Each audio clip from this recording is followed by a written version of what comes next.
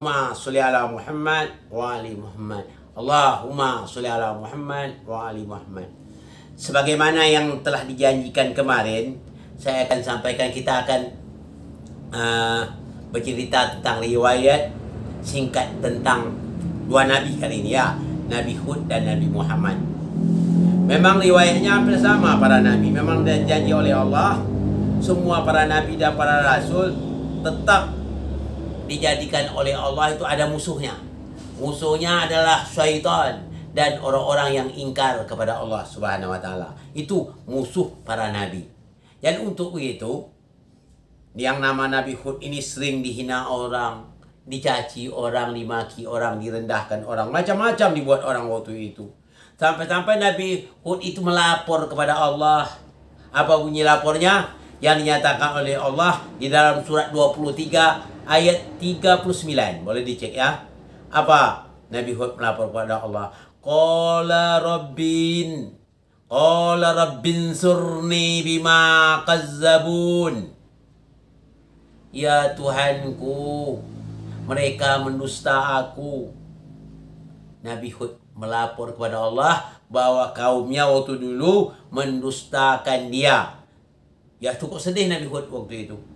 Sampai-sampai dia melapor kepada Allah Subhanahu wa taala. Dengan begitu sedih, Allah jawab. Apa jawab Allah? Pada ayat ke-40-nya.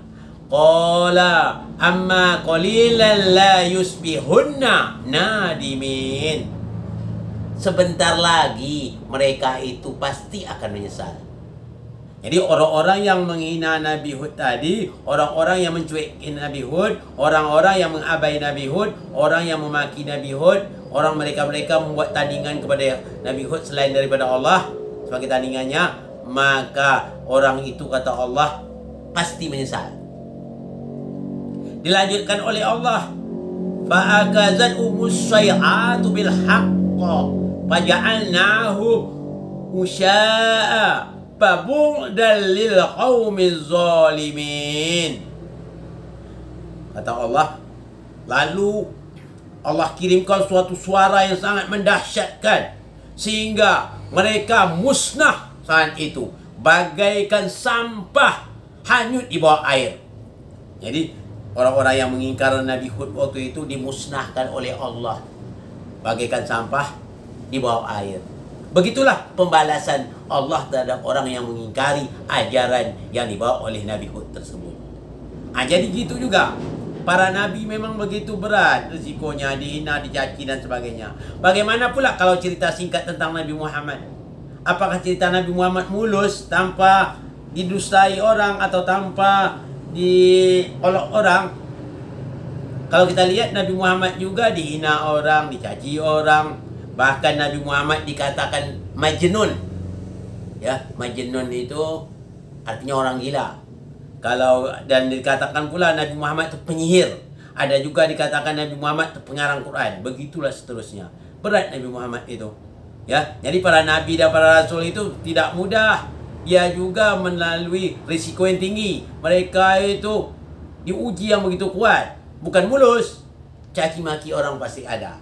Sampai-sampai Rasulullah juga melapor kepada Allah. Qala rasulu ya Rabbi inna qaumi ittakazu hadzal Qur'ana mahjura. Sama. Ya Tuhanku, kaumku mendustakan Al-Quran.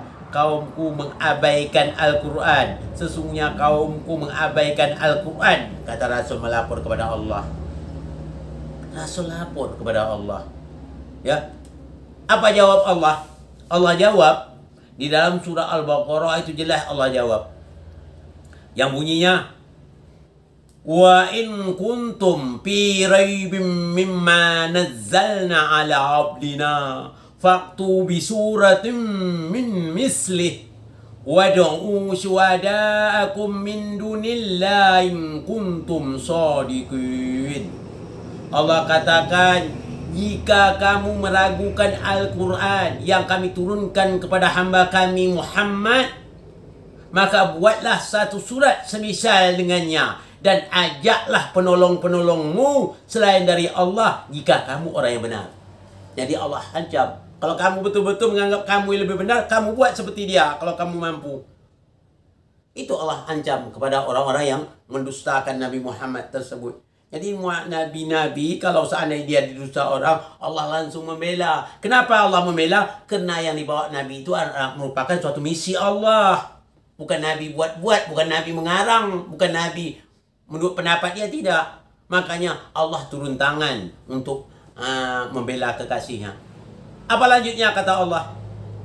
Ya, Allah jawab, fa illam taf'alu walan taf'alu fattaqun narul lati waquduhan nas wal hijarah uiddat lil kafirin. Jika kamu tidak akan mampu membuatnya, dan pasti kamu tidak akan mampu, maka takutlah kamu pada api neraka yang bahan bakarnya manusia dan batu yang disediakan untuk orang kafir. Jadi bagi orang yang tadi ragu, disuruh oleh Allah membuat seumpama dengan Quran seperti itu. Kalau kamu mampu, ajak penolong-penolong kamu. Siapa yang kamu idolakan, jinkah dia, jeniuskah dia, ajak berkumpul seisi dunia ini kalau perlu, seisi bumi ini, untuk membuat serupa dengan Al-Quran. Kamu pasti tidak mampu, pasti kamu tidak mampu untuk berbuatnya. Makanya kamu takutlah, kata Allah, dengan api neraka yang disiapkan bahannya batu dan manusia, disediakan untuk orang kafir. Jadi gitu. Jadi Nabi Muhammad juga dihina sama, ya, sama. Maka kita juga kalau mengikut Nabi Muhammad, mengikut para nabi atau mengikut Ahlul Bait pasti dihina. Ya, tak mungkin kita mulus, tak mungkin. Kenapa? Kata anak sekarang ni, sejarah pasti terulang. Bagaimana Nabi dulu, Nabi Muhammad juga kena. Kita yang mengikut Nabi Muhammad, ya kena. Bagaimana kadang-kadang kita berdakwah, dikatakan orang tidak Islam, dikatakan orang kafir, dikatakan orang tidak beriman. Kami orang beriman, golongan dia katanya. Golongan kami lah yang buat tandingan-tandingan selain dari Allah. Dia bikin tandingan yang sangat berbahaya ni selain dari Allah. Maka Allah katakan, berkumpullah jin dan manusia. Ya, berkumpul jin dan manusia, buat sama seperti Al-Quran ini. Kamu pasti tak akan mampu. Berkumpul. Kalau zaman sekarang ni siapa yang berkumpul? Para jenius berkumpul. Buat seumpama Al-Quran kalau kamu mampu.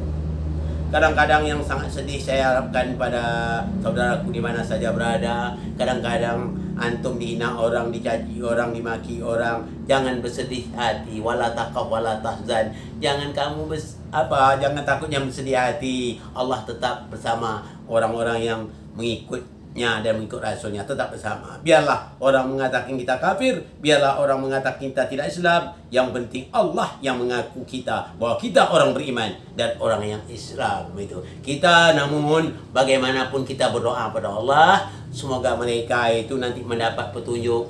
Seandainya dia tidak dapat petunjuk, anak cucunya kita harap nanti mendapat petunjuk. Jadi kita tidak pernah mengajak orang atau memaksa orang atau melaknat orang, tidak. Kita tetap berdoa, sangka baik saja dengan dia. Walaupun dia membenci kita bagaimanapun, kita tetap bersangka baik dengan dia. Semoga anak cucunya tidaknya dapat menjadi orang yang taat kepada Allah, ya. Itu yang kita harapkan. Jadi di sini saya sampaikan pada saudaraku, jangan merasa sedih hatilah, ya. Wala taqaf wala tahzan, jangan kamu takut dan khawatir atau bersedih hati. Allah tetap bersama kita. Ini saja yang dapat saya sampaikan pada kesempatan ini. Mohon maaf dari segala kekurangan. Wabillahi taufiq wa hidayah. Assalamualaikum warahmatullahi wabarakatuh.